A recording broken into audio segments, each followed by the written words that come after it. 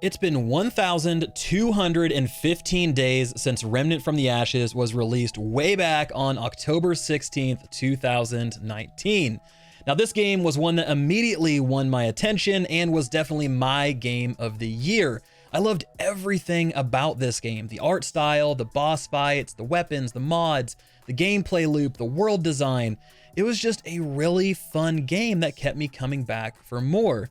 And then Gunfire Games went on to release 2 expansions for the game, Swamps of Coldest and Subject 2923, both of which were great additions to the base game and continued to build on its strengths. Now, fast forward to the Game Awards last week, I was incredibly surprised and relieved to see a brand new trailer for Remnant 2. Now, this one was packed full of little details, kind of in-your-face improvements over the first game. So what let's do is let's dive into what you might have missed from that total announcement. So first, Remnant 2 is coming. It's coming to Steam, Xbox, PlayStation, and Epic Games Store. Now, there isn't a release date, but I'm guessing sometime next year, maybe even on the 4-year anniversary of the original game. Who knows? So Remnant 2 does take place a couple decades after the first game wraps up, and it looks to build on that first game's strengths and continue with a pretty familiar gameplay loop. But it does aim to make some adjustments along the way. For instance, you'll still be able to play solo or with 2 friends to take on bosses and maps, now both of which are still randomized to maximize replayability. However, according to the website, we may see even more variations between map roles. They state that various stories are woven throughout different worlds, encouraging exploration and multiple revisits. Now, if you remember, in the first one, you're able to get certain NPCs to spawn on maps if you played them enough. And if you did, you're able to get a certain trinket or a weapon or a piece of gear or something. Think of like Mudtooth on Earth.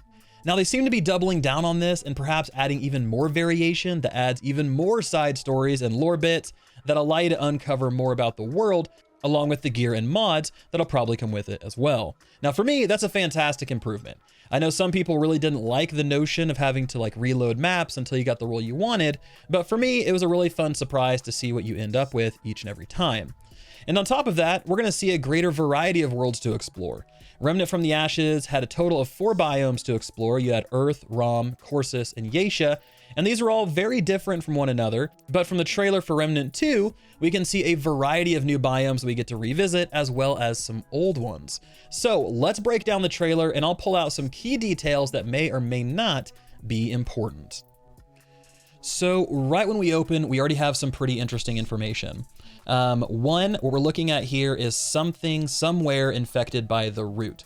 You can tell because it has this red hue. Everything related to the root is kind of possessing that sort of red, sickly, mist-like color. And then you can see the actual creatures here look to be root kind of infused. You have these kind of intertwined branches making up the body of this dragonfly-looking thing, as well as the kind of branches making up the structure of each wing. Now, there's a couple different places that this could be. This could be Geisha. We know from a previous image that we got that it looks like Geisha did get infected with the root. We saw a picture of the Ravager completely kind of rooted up. So it could be Geisha, but at the same time, remember on Rom, we had this kind of black eclipse that sort of was always there, right? The Black Sun King was something that was referenced in the game as well. So perhaps this is Rom getting back to the way it used to be. And remember, it used to be this lush planet before they had to kind of turn to like nuclear style warfare in order to blast all the root out. So maybe this is a step into the past of Rom. I'm not entirely sure, but there's a lot you can pull from this. So let's go ahead and keep this thing moving forward because there is a lot to get into.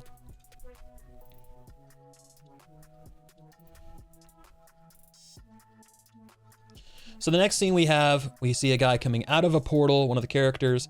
Behind him looks to be a bunch of trees. It's most likely Swamps of Coldest, unless it's a sunnier version of this new area that we have. If you look here, we have some new weapons. We have this sort of great sword. Now, you're gonna get a different angle further along in the trailer, but this is more of a wider sword, like a broadsword type of deal. So that's pretty slick. And then this is an automatic shotgun, which we'll dive into a little bit later.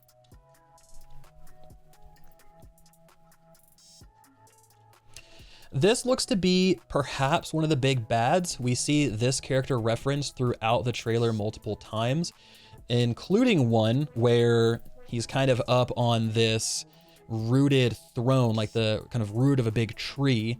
So, which I'm guessing that's in Yesha, which we'll talk about here in a little bit, but this character is pretty prominent throughout the trailer, so I'm thinking this might be the big bad that we need to go take down. Plus, they're always sort of positioned or structured around a throne or a throne-like appearance, which kind of, you know, elevates their superiority, so we'll see what happens. But in the background, we have this old sort of castle-like environment. You can see over here as well, kind of old Victorian, kind of Dracula-style castles, which we're gonna see a lot of in this biome, which honestly, it reminds me a lot of like Bloodborne, which I love because I really, really like that aesthetic. So hopefully we'll get to spend a lot of time in that biome.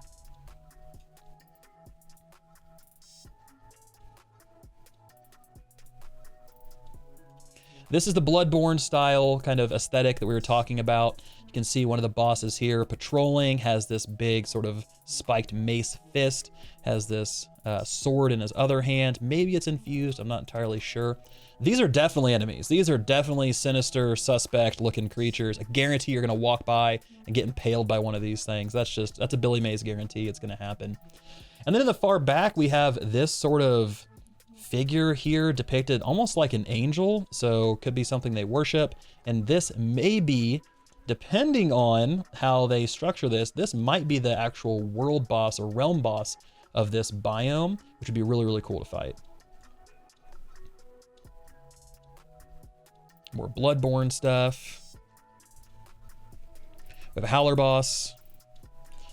Here's the automatic shotgun that we were talking about.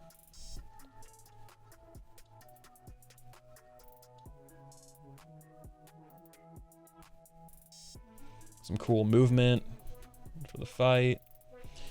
This to me just screamed Bloodborne. This is where I was like, okay. See, we have these kind of interesting sort of sequences where this guy's coming at you with this crazy looking ripsaw, chainsaw looking thing, and you're sort of fighting for your life. Obviously you're taking some damage here because there's some blood. But I've seen this quite a few times throughout the trailer where you kind of get into that sequence where you need to kind of fight the individual off of you. So pretty cool stuff.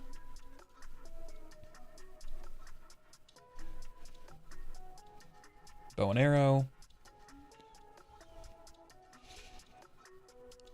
So this is another environment we haven't seen quite yet. And this looks to be something like in almost like the nether realm, like in between space and time, right? Something like the labyrinth where you're in between worlds. Sort of a different approach to it, more of a voidy type of thing. But the cool thing here is we don't know if this is a boss or if this is an NPC that's going to help us. Is this the individual that kind of took over from opening up the labyrinth? I can't remember that individual's name, the NPC's name. Maybe or maybe not. I'm not entirely sure, but it's a really, really cool sort of visual.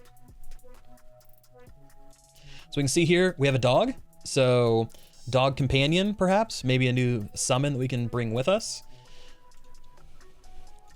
Here is the actual labyrinth. Again, you can see the dog with us. You can see the 3-player party. We'll get into these because in Remnant 2, they said they're expanding the Archetype system. So before you had the Scrapper, you had the Cultist, and you had the Hunter.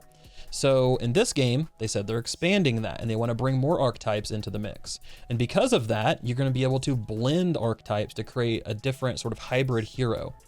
So I'm curious if they're going to stick with sort of the big 3, or if they're going to kind of splinter those out into different subcategories, where you have maybe the Cultist, then you have like the Witch Hunter, and then you have maybe like the Druid, and then for the Hunter, you have like the Gunslinger, and then you have sort of the actual like soldier or hunter style character, and then the Scrapper, maybe you have like a Brawler, maybe you have more like a Phalanx where it's like a tank type character. So like I said, we'll break those down a little bit more, especially as we learn more about it, but for now, that's just something to consider and start looking sort of at these characters and what they look like. To me, this character looks sort of like an engineer. When we get some closer shots, I'll show you. But anyway, from this shot, we definitely have more labyrinth infused stuff. You can see these statues here with the multiple arms. We saw these before in the first Remnant, if I remember correctly, but this is definitely sort of that in-between world of walking between realms. Okay, so before I talked about the root and I talked about Yeisha and the fact that Yeisha is most likely infected. So here we have a pretty cool shot. So we have our characters walking up.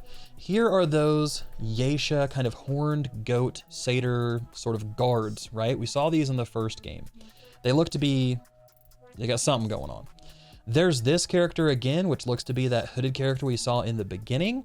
And maybe could be wrong, but that's sort of what they look like. And then up here at the top, we have that perhaps the new king of Yeisha, the new leader of Yeisha.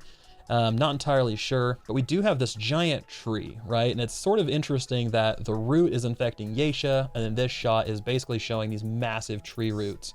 So maybe this is the tree of life on Yeisha kind of dying out. Again, not entirely sure, but I think it's just some interesting symbolism that's happening.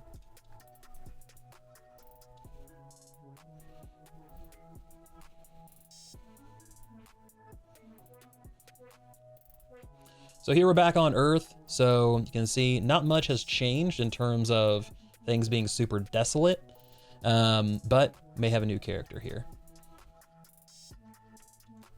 Here I think this is very interesting, using some sort of mind powers to use an ability. Now remember, with your mod system, you're able to do things like summon, you're able to infuse your ammunition, you're able to do quite a few different things with those mods.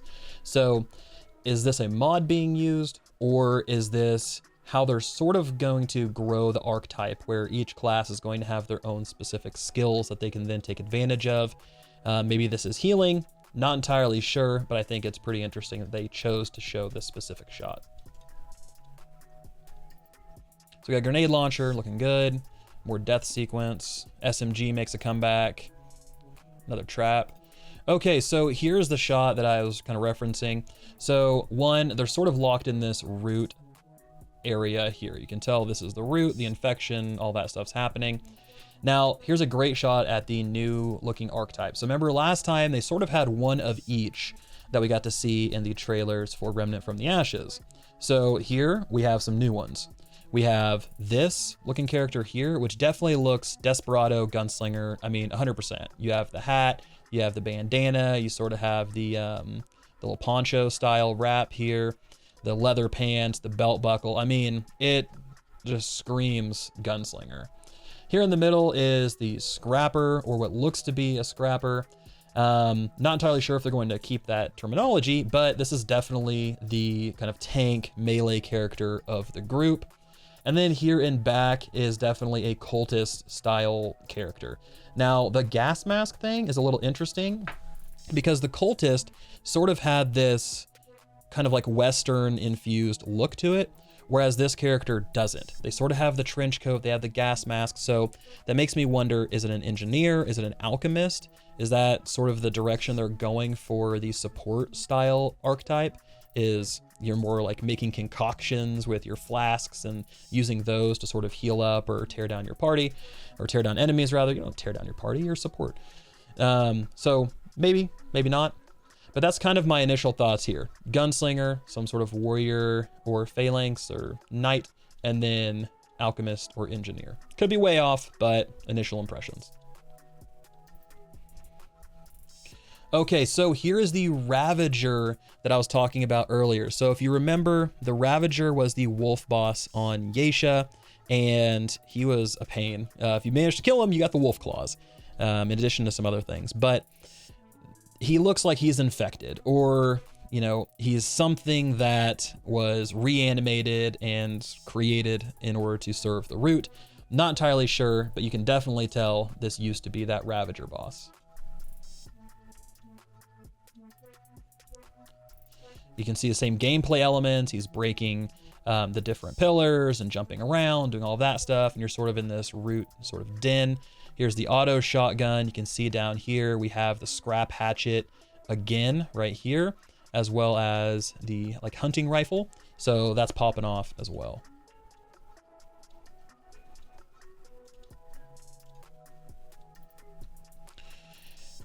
And that's sort of it. So we have these things, which is kind of annoying. Wish those would go away. But we have this guy. Remember, we were talking about him and that throne, sort of dishing out his flame blades. And we're up in the castle. but you can definitely tell this is a root character. They have that same eye structure that you see for all of the other like root minions. They sort of have those 4 kind of slits for eyes. So it's definitely some root activity here.